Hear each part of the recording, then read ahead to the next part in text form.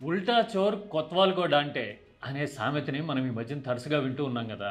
మా గురువుగారు ఈనాడు సంస్థల అధినేత రామోజీరావు ఈ మరాఠీ సామెతని తెలుగులో ఎక్కువ పాపులరైజ్ చేశారు. తొలినాళ్లలో ఆయన మహారాష్ట్రలో ఉద్యోగం చేసి ఉండటం మూలన ఆయనకి మరాఠీతో కూడా పరిచయం గట్టిగానే ఉండేది.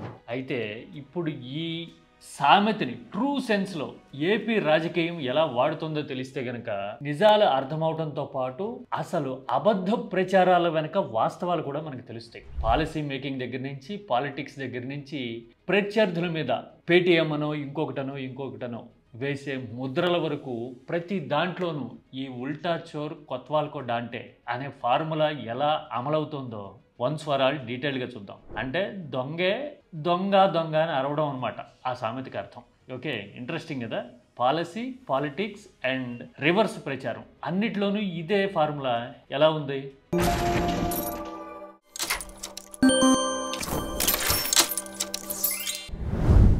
ఎన్నికల ముందు టీడీపీ ఏదైతే విస్తృతంగా ప్రచారం చేసి మీడియాలో పాపులరైజ్ చేసి ఆయుధాలుగా వాడుకుందో అదే సిచ్యువేషన్ ఆ పార్టీకి ఎదురొచ్చి నిలదీయడం ఇప్పుడు చూస్తూ ఉన్నాం.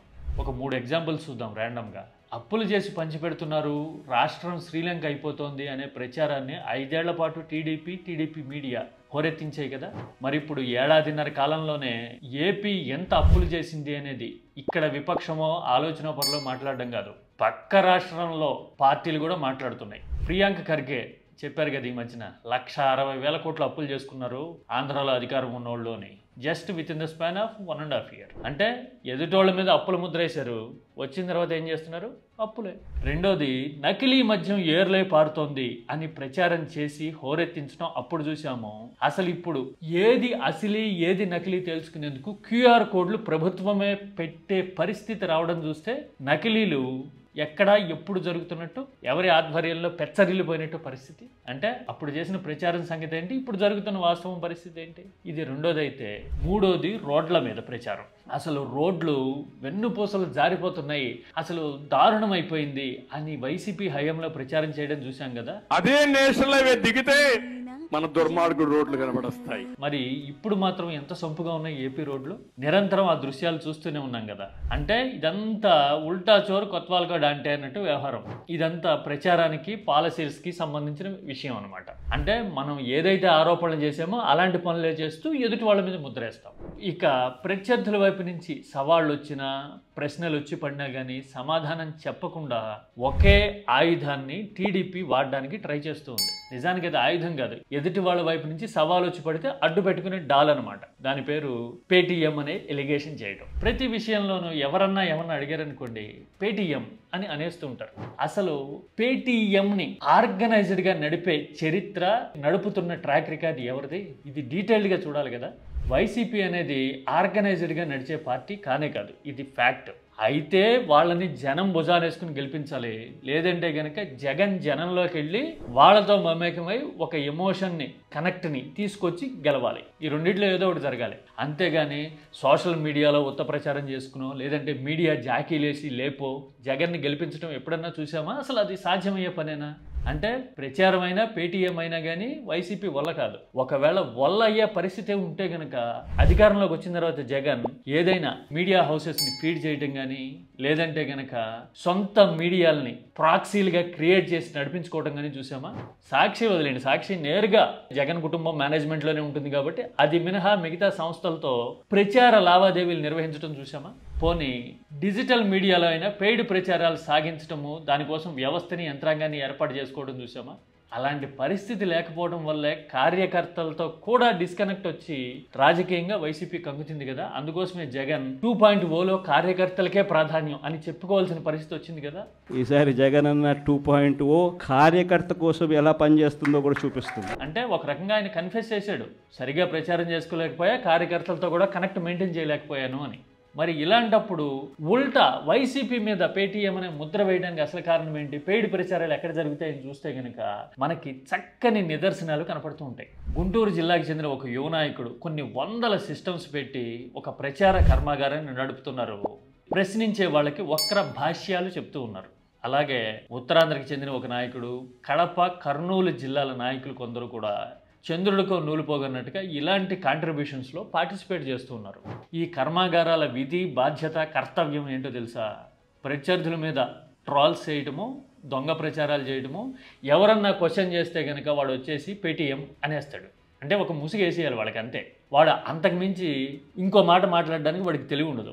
అయితే వాడు పేటీఎం అనేస్తాడు, లేదా బూత్ తిట్టేస్తాడు. ఎందుకంటే బూత్ తిట్టడానికి జ్ఞానం అక్కర్లేదు కదా. ఇన్ఫ్యాక్ట్ జ్ఞానం లేనివాడే తిడతాడు బూత్. ఆ రెండిట్లో ఏదో ఒకటి చేసేస్తాడు. వీళ్ళని చూస్తే అదేదో సినిమాలో ఎన్టీఆర్ డైలాగ్ ఉంటుంది కదా, తెలీదు, గుర్తులేదు, మర్చిపోయా. ఇదే.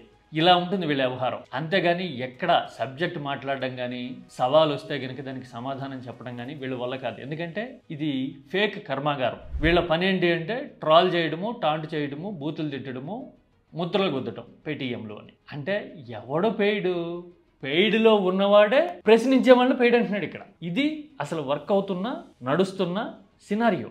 దీనివల్ల ప్రయోజనం ఏంటి, లాభం ఏమన్నా ఉంటుందా అంటే కొంతకాలం పాటు నడుస్తుంది.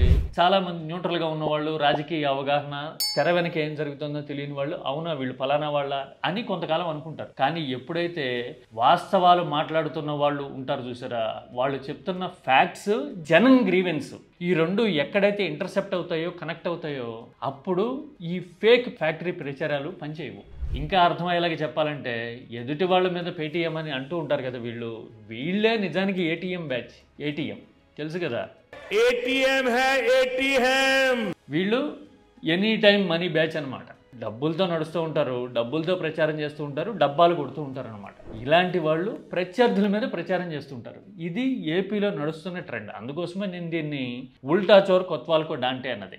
మరి ఇంత భారీ స్థాయి ప్రచారం ఎఫెక్ట్ని తట్టుకోగలరా ప్రత్యర్థులు, లేదంటే గనక వాస్తవాలు చెప్పేవాళ్ళు అంటే కొంతకాలం పాటు ఈ ఊపు ఉన్నట్టు అనిపించవచ్చు. కానీ ఎప్పుడైతే జనంలో ఆక్రోశం పెరుగుతున్నప్పుడు, రెజిమ్ ఫెయిల్యూర్స్ ఎక్కువ అవుతూ ఉన్నప్పుడు జనరల్గా ఆటోమేటిక్గా వాస్తవాలు ప్రివైల్ అయిపోతాయి. అది చాలా న్యాచురల్గా జరిగిపోతుంది. మరి ఇలాంటి నెగిటివిటీని తిప్పికొట్టడం ఎలాగంటే, వీళ్ళని ప్రత్యేకంగా తిప్పికొట్టాల్సిన పని కూడా లేదు. ఎందుకంటే ఇందులో 3 వంతులు ఫేక్ అకౌంట్స్ ఉంటాయి. వీళ్ళకి కనీసం ఐడి కూడా ఉండదు, అంటే ముఖం చూపించే ధైర్యం కూడా ఉండదు. ఎందుకంటే వాడికి సబ్జెక్ట్ ఉండదు, వాడు ఫ్యాక్చువల్గా మాట్లాడు కాబట్టి, వాడు బల్లింగ్ చేస్తాడు, బూతులు తిడతాడు కాబట్టి దొంగ పేర్లు పెట్టుకుని వచ్చి దొంగ ముఠ. ఇవన్నీ సహజంగా జరిగేవే. ఎట్లయితే ఒకసారి ఇంజిన్ స్టార్ట్ చేస్తే చర్నింగ్ మొదలైతే సైలెన్సర్ నుంచి పొగ వస్తుంది కదా, అంటే ఇంజిన్ చర్నింగ్ వల్ల వచ్చే సైడ్ ఎఫెక్ట్ పొగ అనేది జనరల్ రెగ్యులర్ ప్రాసెస్ అది. అలాగే ఏదైనా ఎవరైనా నిజం మాట్లాడితే ఈ పేటీఎం అనే ప్రచారం కూడా ఆ పొగ లాంటిదే. ఆ పొగని తగ్గించలేము, ఆపలేము, జస్ట్ పక్క నుంచి వెళ్ళిపోవటమే, కాసేపు ముక్కు మూసుకోవటం. ఇంకా అర్థమయ్యేలాగా చెప్పాలంటే బొచ్చులో ప్రచారం అంటారే, sorry for using this word, ఒక రకంగా ఇలాంటి ప్రచారాలు బొచ్చు లాంటివి అనమాట. పెరుగుతూ ఉంటాయి. వీలైతే షేవ్ చేయండి, లేదంటే మూవ్ అవ్వండి. అంతకుమించి వీళ్ళ కోసం ప్రత్యేకంగా టైం కేటాయించాల్సిన అవసరంలా. ఇదైతే వాస్తవం. వాస్తవాలు మాట్లాడేటప్పుడు, ఆక్రోశం చెప్పుకునేటప్పుడు, ఇదిగో నిజం ఇది, ప్రచారం ఇది అని విడమర్చి చెప్పగలిగినప్పుడు ఫేక్ గాళ్ళ గురించి పెద్దగా పట్టించుకోవాల్సిన అవసరంలా. ఎప్పుడైనా సరే ఏటీఎం గాళ్ళే పేటీఎం లాంటి మాటలు మాట్లాడతారు. సరుకున్నవాడు, సబ్జెక్ట్ చెప్పగలిగిన వాడు నేరుగా పాయింట్కి వస్తాడు. దమ్ముంటే పాయింట్ మాట్లాడాలి. లేదంటే కనుక ఇంట్లో వాళ్ళకు కూడా ముఖం చూపించుకోలేకుండా దొంగ పనులు చేస్తూ, దొంగ ఖాతాలు పెట్టుకుని దొంగ కామెంట్లు చేసుకోవాలి, ఇప్పుడు చేస్తున్నట్టుగానే.